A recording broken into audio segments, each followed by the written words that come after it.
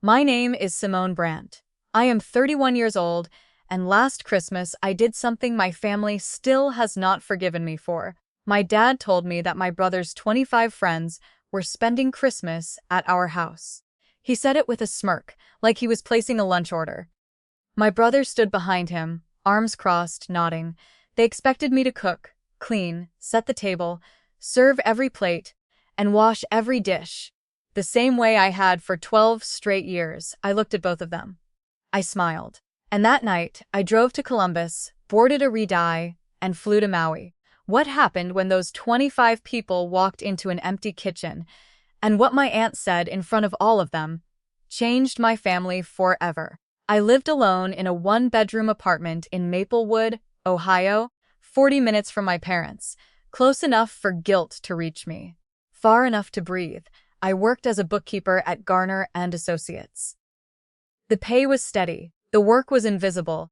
Nobody celebrated when the books balanced, but everybody noticed when they didn't. 3 years earlier, I started a catering business with my friend Nora Castillo. We called it Brandt Kitchen. What began as meal prep and birthday spreads grew into recurring contracts and nonprofit events. For the first time in my life, I had built something that belonged to me. The apartment was quiet in a way my parents' house never was. No television blaring, no brother demanding dinner, no mother sighing about everything left undone. But every November, like clockwork, my phone would ring. My father, Ray Brandt, was 63 and had not boiled water since 1987. Retired from the warehouse after 26 years, he spent his days in a recliner offering opinions about how everyone else should spend their time. My brother Troy was 34. He sold cars, lived in my parents' basement, and spent his money on a leased truck and weekend bar tabs. He hadn't paid rent in 6 years, but Troy was the son, and in the Brandt house, the son was the future, the daughter was the kitchen. My mother, Deborah, was 61. She had spent 30 years working in a school cafeteria, feeding other people's children all day before coming home to feed everyone else. When I was 14, my grandmother June taught me how to make her pecan pie. We stood side by side at the counter while she guided my hands through the dough. My father walked through the kitchen, glanced over, and said, "Good, now she can handle Thanksgiving by herself." My grandmother's hands froze. That year I started cooking every holiday meal. I was 14. Troy was 17 and upstairs playing video games. Nobody asked him to peel a single potato. 3 years ago, I discovered my father was behind on property taxes. The county had issued a lien for $14,000. I paid it. Later came a furnace replacement. Then a leaking roof. By the time I added everything together, I had spent $31,800 keeping that house standing, not counting groceries, not counting gas, not counting 12 years of holidays. 5 weeks before Christmas, I cooked Thanksgiving dinner for 14 people: turkey, stuffing, green bean casserole, mashed potatoes, cranberry sauce, pecan pie, pumpkin pie. I started at 6 in the morning. Troy arrived after 1. He filled a plate before everyone was seated, left it on the counter afterward, and took the last slice of pecan pie downstairs without asking anyone. At dinner, my father stood and raised his glass. "Thank you all for coming to our home. This is what family is about. Our home, not my food, not my 12 hours in the kitchen. Our home." After everyone left, I washed dishes for 2 hours while Deborah dried them beside me. "Troy could help," I said. She lowered her voice. "You know how he is." I did know. That was the problem. The moment that hurt most came later. My cousin Lisa took a bite of pie and smiled. "Simone, this is amazing. Is this Grandma June's recipe?" Before I could answer, Troy called from the hallway. "Yeah, it's a family recipe, a family recipe." Like he had anything to do with it. I told myself that was the last time. I didn't know how right I was. On December 22nd, I was helping Deborah wrap gifts when my father walked into the room with Troy behind him. Both were smiling. "Mona," my father said, "your brother's friends are spending Christmas here." I looked up. How many? About 25, Troy said. Maybe a few more. Who's cooking? My father's smirk never moved. Come on, Mona. You've done this 100 times. I looked at Troy, at my father, at my mother already reaching for pantry supplies before anyone had even discussed a plan. Then I smiled. Sure, Dad, I'll handle it. Troy gave me a thumbs up and headed downstairs. My father patted my shoulder. That's my girl. I sat there long after they left, calm, quiet, certain. I already knew I would not be there on Christmas Day. I just hadn't told them yet. That evening, Troy appeared in the kitchen. My girlfriend Melanie is coming. Girlfriend? We've been dating 4 months. Her parents are coming too. Maybe her sister. I stared at him. So this isn't just a party. He ignored the point. I need it to be impressive. Then he started listing dietary restrictions. Gluten-free, vegan, no shellfish. My phone buzzed with a full list. And what are you contributing? I asked. He spread his arms. I'm providing the venue. The venue, the house my money had saved. The furnace my money had replaced. The roof my money had repaired. That night, Deborah sat beside me looking through recipes. I was thinking ham and turkey, she said softly. Mom, why can't Troy handle some of this? She glanced toward the basement door. You know your brother. He's not kitchen people. Kitchen people. Like some of us were born carrying aprons. From the recliner, my father spoke. Family comes first, Mona. I looked at him, the man who hadn't called me in months unless he needed something. Family comes first. Exactly. Okay, Dad. But inside, something had already changed. Because family always came first when they needed money, when they needed food, when they needed labor, when they needed saving. The question was simple. When did I come first? That night, lying awake in the guest room, I heard Troy laughing on the phone. Nah, man, don't bring food, he said. My sister handles all that. Then he laughed again. She likes cooking. I stared at the ceiling. No anger, no tears, just clarity. I opened my laptop. One-way ticket. Columbus to Maui, December 24th. I entered my card number, clicked purchase. And listened to my brother keep laughing downstairs. He had no idea what was coming. December 23rd. I stopped at Hopewell General Market and bought a bag of dark roast coffee and a paperback thriller for the flight. At checkout, Mrs. Kearney caught my arm. Oh, honey, I heard about the big Christmas party. Your daddy must be so proud. I smiled. He always is. Back in the parking lot, my phone rang. It was Nora. Henderson Manufacturing confirmed the holiday gala for the 26th. 20 guests. I need the catering equipment from your parents' garage. Come by at 10 tonight, I said. I'll leave it unlocked. Perfect. I wasn't helping with the job. I was reclaiming my property. The industrial mixer, the chafing dishes, the carving station, the serving containers. Everything belonged to Brandt Kitchen. My family had used it for years as if it were part of the house. Nobody ever asked who paid for it. That afternoon, I returned to my parents' house. My father met me at the door. I need you to pick up folding tables from the church. I set down my keys. Dad, I'm not your event coordinator. He gave me the look I knew by heart, podent, disappointed, patronizing. Family comes first, Mona. There it was again, the sentence that justified every favor, every demand, every sacrifice. Only one person ever seemed required to honor it. Troy walked through the kitchen, wearing a new navy button-down with the price tag still attached. Looking sharp for tomorrow, he said, admiring himself in the microwave reflection. $80 for a shirt. Zell dollars for the party. Meanwhile, Deborah stood at the counter peeling potatoes. Her hands were swollen from arthritis. The skin around her fingers was cracked. When the peeler slipped, she winced. I took it gently from her hand. Mom, sit down. I'm fine. Sit down. This time she listened. I peeled in silence while she watched. Looking at those red, tired hands, I realized something. I loved my mother, but I was not going to become her. Later that evening, Nora texted, Henderson wants 20 extra guests. Can you help? I stared at the message. One event involved 25 freeloaders expecting free labor. The other involved paying clients who respected my work. I typed back. I won't be available. She called immediately. What happened? I'm going to Hawaii.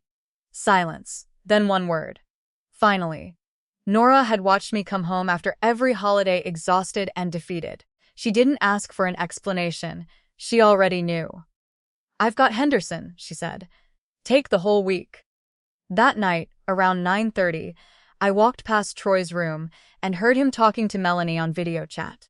Everything's taken care of, he said. That's a lot of food for one person, Melanie replied. It's only 25 people. The same sentence, the same dismissive tone, he continued. Plus, Simone loves this stuff. She's been doing it forever. Sweet. That was what Melanie called it, sweet. 12 years of unpaid labor, thousands of dollars. Hundreds of meals sweet. I kept walking. A little earlier that day, my father had asked me to retrieve roasting pans from the attic. The attic was cold and dusty. I found the pans behind stacks of boxes. But beside them sat an old green cookie tin. The lid read, June Kitchen. My grandmother's handwriting. Inside was a small notebook. I opened it. Dates, guest counts, Minas, costs, Thanksgiving 1972, Christmas 1985, Easter 1998, page after page. Year after year, 36 years of holiday meals documented in pencil. Then I reached the final page, Christmas 2003, 16 guests, total cost, $340. Below it was one final note, 187 meals. No one ever asked how much. I sat on the attic floor holding that notebook. For 36 years, my grandmother had counted every meal because nobody else would. One note in the margin caught my eye. 1991. R didn't come into the kitchen once. R. My father. Another entry. 1998. Deborah helped. First time in years, my grandmother had documented everything. Not out of bitterness, out of truth. The women cooked. The men ate. That was the family contract. June counted, Deborah endured, and I had inherited both roles. I slipped the notebook into my bag, not because I needed evidence, because somebody deserved to remember. Back downstairs, nothing had changed. My father sat in the recliner. Troy remained in the basement. Deborah kept working. I looked around the kitchen and understood something clearly. The pattern would continue forever unless someone broke it. That evening, I pretended to make a grocery list. Turkey, ham, potatoes, cream, cranberries, supplies I would never buy. In the living room, Troy talked to Melanie. What does your sister do for Christmas? She asked. Everything. Troy laughed. Cooking, cleaning, setup, serving. Then he added, she's basically our maid. She just doesn't charge. My pen stopped. A maid. The worst part was that he wasn't joking. In his mind, that was exactly what I was. I calmly tore the grocery list in half. Then I threw it away. A maid gets paid. A maid gets time off. A maid can quit, so I quit. I went upstairs and called Aunt Ruth. She answered on the second ring. Ruth was my father's older sister, the only person in the family who had escaped. When I told her everything, she listened quietly. The money, the holidays, the 25 guests, the smirk, the expectations. When I finished, she was silent for several seconds. Then she said, your grandmother would have walked out 30 years ago if she'd had somewhere to go. I have somewhere to go. Where? Maui. Good. Then she surprised me. I'm coming to Christmas. You always come. This year I'm coming with my eyes open. She didn't promise a confrontation. She didn't promise a speech. Only that she would see. And sometimes being seen is enough. Before hanging up, I mentioned the notebook. A long pause followed, then Ruth sighed. 36 years, she counted. You knew? I always wondered if anyone would find it. I did. Good. Keep it. Then she said something I never forgot. In this family, the women count and the men spend. It's time to change the math. After we hung up, I sat alone in the dark. Outside, winter wind rattled the window. Inside, for the first time in my life, I felt free. The decision was made. Christmas was coming. And I wasn't. December 23rd, 9:50 p.m. The house was quiet. My father slept in his recliner. Deborah had gone to bed. Troy was downstairs wearing headphones. I moved quickly. First, I texted Nora, garage unlocked. Take everything. Within seconds, she replied, on my way. Second, I logged into the Brandt Kitchen wholesale account. Days earlier, I had placed a standing Christmas order: turkey, ham, potatoes, butter, cream, cranberries. Enough food for 30 people. I canceled every item. The deposit would be refunded within 48 hours. Without that order, my parents' kitchen could barely feed 4 people. Third, I wrote a letter. Short, Sybil. Factual. I placed it beneath the salt shaker. Then I packed a single carry-on bag, 5 days of clothes, Dawn charger, sunscreen, Grandma June's notebook. Before leaving, I paused in the kitchen doorway. The light above the stove cast the same warm glow it always had. I looked at the counter. Grandma June had rolled pie crust there. Deborah had peeled thousands of potatoes there. I had spent 12 years feeding people there, 3 generations of women, 1 kitchen, 1 expectation. I was the first one to walk away. I closed the front door without a sound. The drive to Columbus took 90 minutes. The roads were dark and nearly empty. When I passed the Hopewell Town sign, I watched it disappear in my mirror.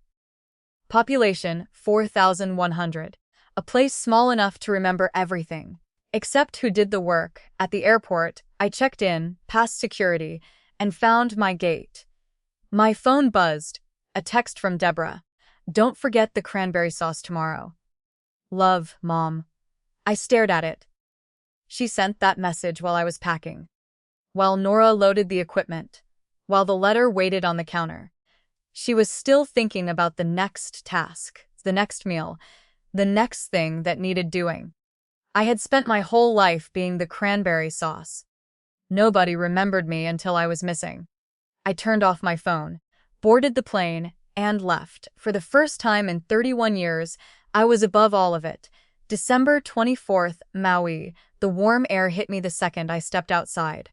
Salt, sun, ocean, freedom. While I stood in paradise, the situation back in Ohio was unfolding. At 7 that morning, Deborah walked into the kitchen. She opened the pantry, almost empty. No turkey, no ham, no bulk ingredients, no holiday supplies. She went to the garage. The shelves were bare. The mixer was gone. The serving containers were gone. The chafing dishes were gone. Everything was gone. She called me voicemail. Again. Voicemail. Then she saw the letter. She read it standing alone in the kitchen. Dad, I have cooked 144 holiday meals for this family in the last 12 years. I will not cook meal 1 in 45. The equipment belongs to Brandt Kitchen LLC and has been retrieved. I have canceled the wholesale grocery order placed under my business account. Merry Christmas. Simone read it twice, then folded it carefully and slipped it into her apron pocket. Years later, she told me what happened next. She sat at the kitchen table and opened Grandma June's spice box. The familiar scent of cinnamon filled the room. For a moment, she remembered being 26 years old, pregnant with Troy, watching June bakes Christmas pies. And she remembered something June had told her. You're a good girl, Deb. Don't let them make you too good. Back then, she hadn't understood. Now she did. She wiped her eyes and went upstairs. Ray, she said. Simone is gone. My father sat upright. What do you mean gone? She left. The food? Gone. The equipment? Gone. Everything? Everything. He stormed into the kitchen, opened the refrigerator. Nothing. Opened the pantry. Nothing. Went to the garage. Nothing. He stood in the center of the room, turning in circles. Where is all of it? She canceled the order. What order? The one under her business account. For the first time, my father realized Christmas existed because I made it exist. Troy came upstairs, hair messy, still half asleep. What happened? Your sister left. The color drained from his face. Melanie's coming tomorrow. I know who's coming. My father snapped. Call her. Troy dialed voicemail. Again, voicemail. He texted repeatedly, no answer. Then my father called, for the first time in months, straight to voicemail. He listened to my recorded greeting and discovered what it felt like when I wasn't available. Panic spread quickly. Troy drove to Hopewell General Market. He begged for emergency supplies. The manager shook his head. It's Christmas Eve. The trucks already came. He called caterers, booked.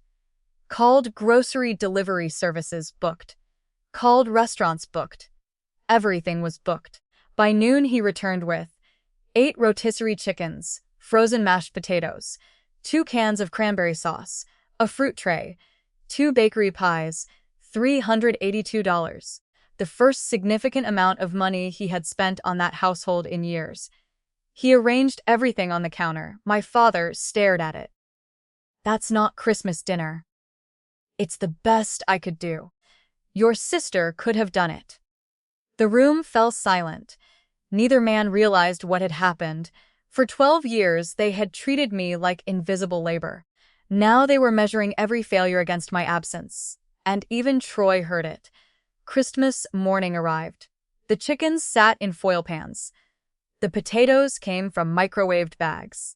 The cranberry sauce still had the ridges from the can. A bedsheet covered a folding table because nobody could find proper curtains. Paper plates replaced china. The house smelled less like Christmas and more like surrender. Guests started arriving around 11:30. Troy's friends looked around. Where's the big spread? He forced a smile. Last-minute changes. Then came Melanie and her parents, Jan Harding and Linda Harding, successful, polished, observant. They stepped into the living room and immediately saw everything. The paper plates, the grocery store food, the folding tables, the missing feast. Linda's eyebrow rose, just slightly, but enough.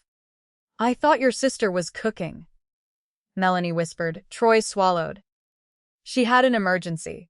A few minutes later, the doorbell rang. Aunt Ruth arrived, carrying her usual tin of butter cookies. She greeted everyone warmly. Then she sat by the window with a cup of coffee and watched. She watched Troy struggle with a carving knife, watched my father repeat excuses, watched guests exchange confused looks, watched the Hardings silently evaluate the situation. She said almost nothing, because she didn't need to. The room was collecting evidence all by itself. Every paper plate, every awkward explanation, every missing dish. The truth was already speaking. Ruth simply waited for everyone to hear it. At 1:00 p.m., everything changed. Not because someone confessed, not because someone argued, because someone saw a Facebook post. Earlier that morning, sitting on a beach in Maui, I had uploaded a single photo, a coffee cup in my hand, the Pacific Ocean behind me. The caption was short, "Merry Christmas from Maui." First holiday in 12 years I didn't spend in someone else's kitchen. That was it. No rant, no accusations. Just the truth.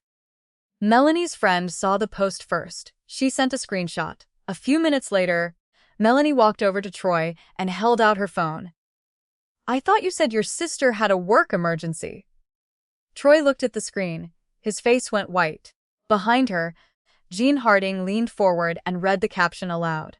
First holiday in 12 years I didn't spend in someone else's kitchen. The room became very quiet. Not dramatic movie silence. Real silence. The kind where people suddenly stop chewing. The kind where everyone realizes they've been told different versions of the same story. Guests exchanged glances, paper plates, store-bought food, missing hostess. Suddenly, all of it made sense. My father stepped forward. She always gets dramatic. A soft sound interrupted him. Aunt Ruth setting down her coffee cup. Every head turned. Ruth stood, calm, steady. Certain. Ray, she said. Just his name, nothing more. But the room shifted. My father stopped talking. Ruth looked around at the guests. Then she spoke. Simone has cooked Christmas dinner for this family every year since she was 19. The room remained silent. Before Simone, our mother June cooked every Christmas. She paused. Before June, our grandmother did. People listened, because there was something different about Ruth. She wasn't angry. She wasn't emotional. She sounded like someone reading history. Do you know what 3 generations of women cooking for free looks like? She reached into her purse, pulled out a folded photograph, the final page of Grandma June's notebook. She placed it on the coffee table. Simone found this 2 days ago. Everyone leaned closer. Rows of dates, guest counts, costs, decades of meals.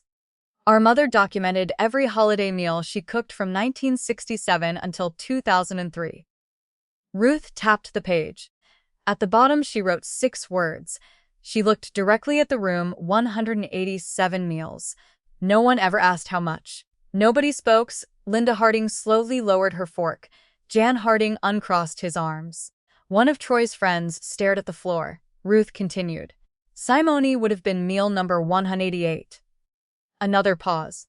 She decided she would be the last. My father stepped forward. Ruth, this is a family matter.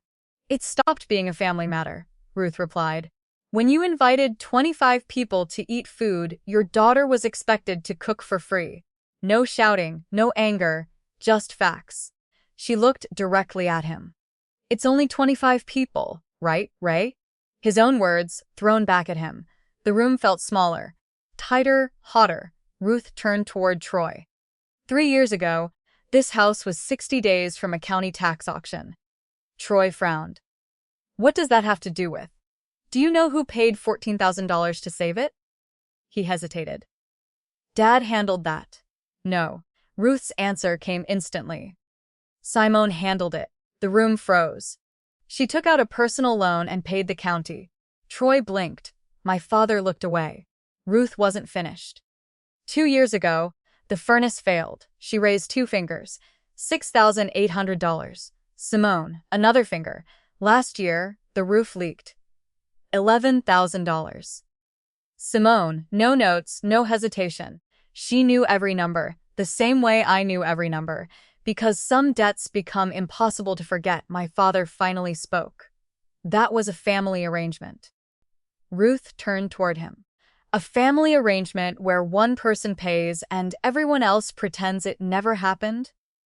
Nobody answered. My niece spent $31,800 keeping this house standing. Then she pointed toward the basement stairs. Troy lives here rent-free. Toward my father. Ray contributes opinions. Toward the kitchen. Simone contributed everything else. The words landed like stones. One by one, heavy, impossible to ignore. Troy stared at the floor. I didn't know about the money. Ruth nodded once. That's the problem. Then she said the sentence that finally broke him. You never asked. The room went silent again, because everyone knew she was right. Troy had never asked who bought the groceries. Never asked who paid the bills. Never asked how holidays happened. He simply arrived when dinner was ready. Ruth looked at him. You told your friends Simone loves cooking. He swallowed. She does. She started a business because she's good at it. Ruth's voice sharpened for the first time.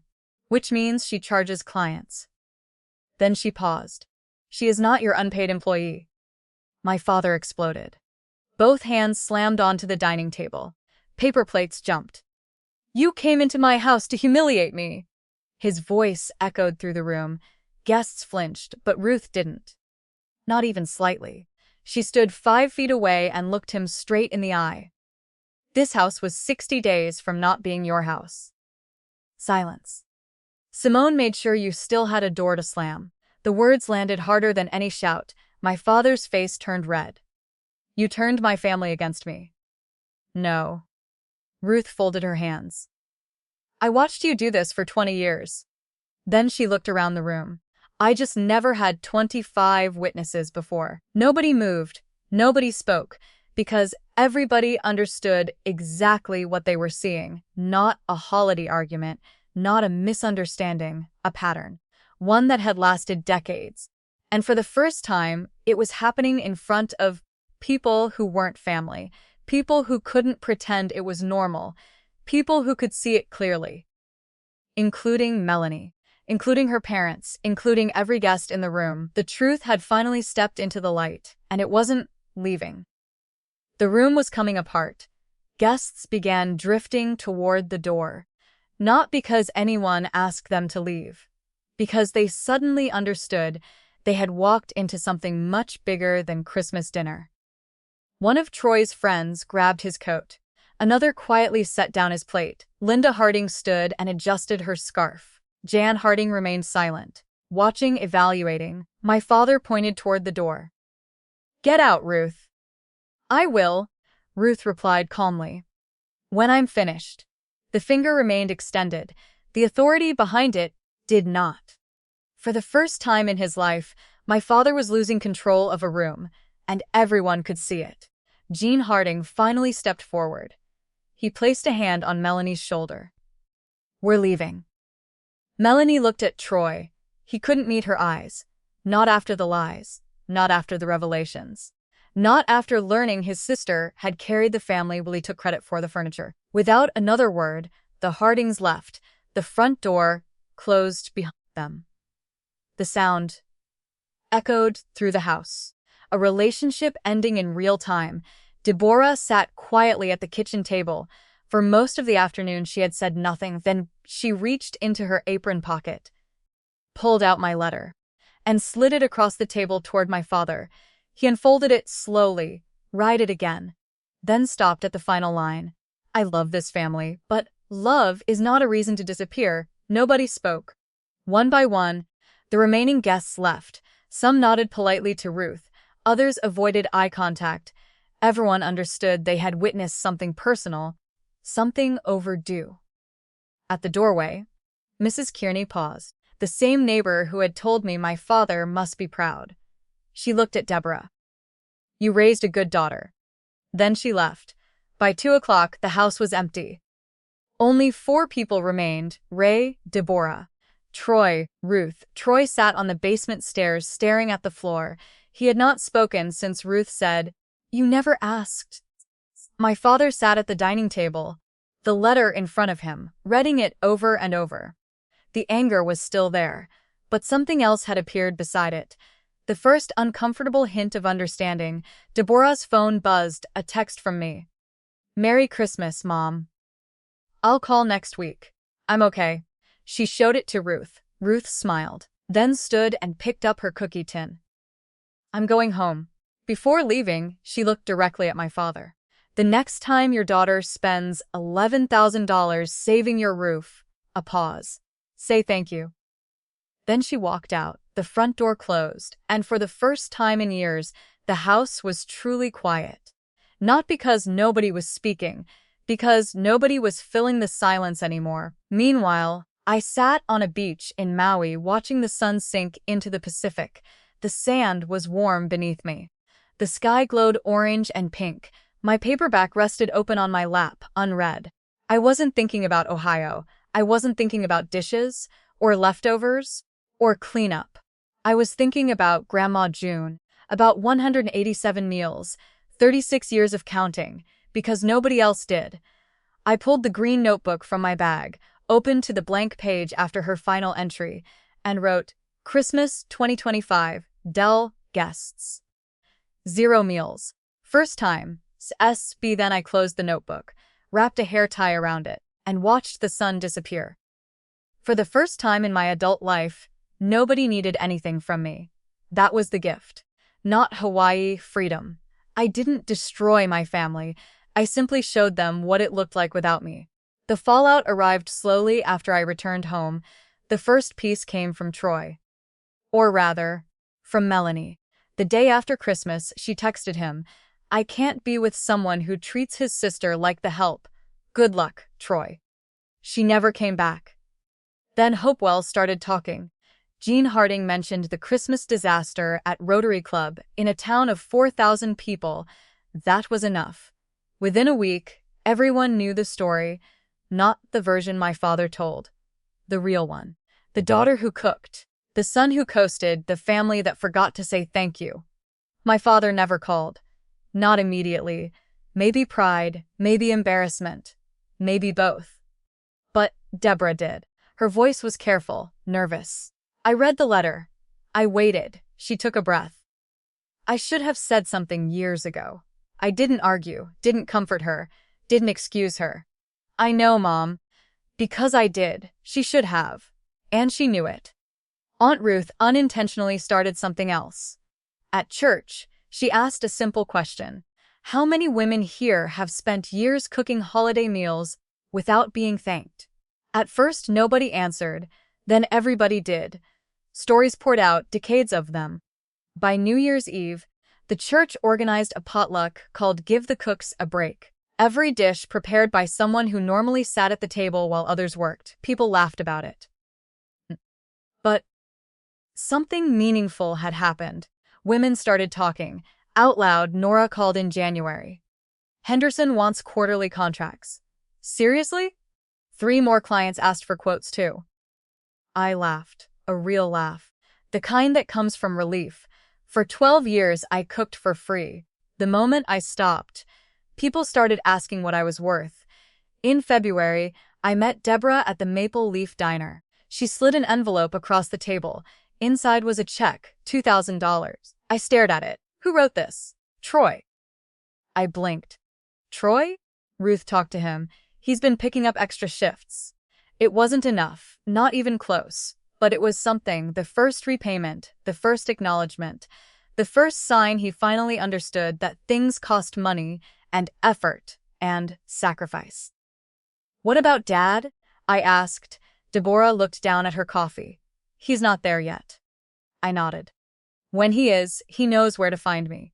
We talked for another hour about church, about Ruth, about Grandma June, about all the women who had quietly carried families on their backs. Before leaving, I slipped the check into my bag beside the green notebook, the same notebook that had survived 3 generations, the same notebook that proved something important. Work matters, even when nobody notices. Time matters, even when nobody counts it. And love without respect eventually becomes exhaustion.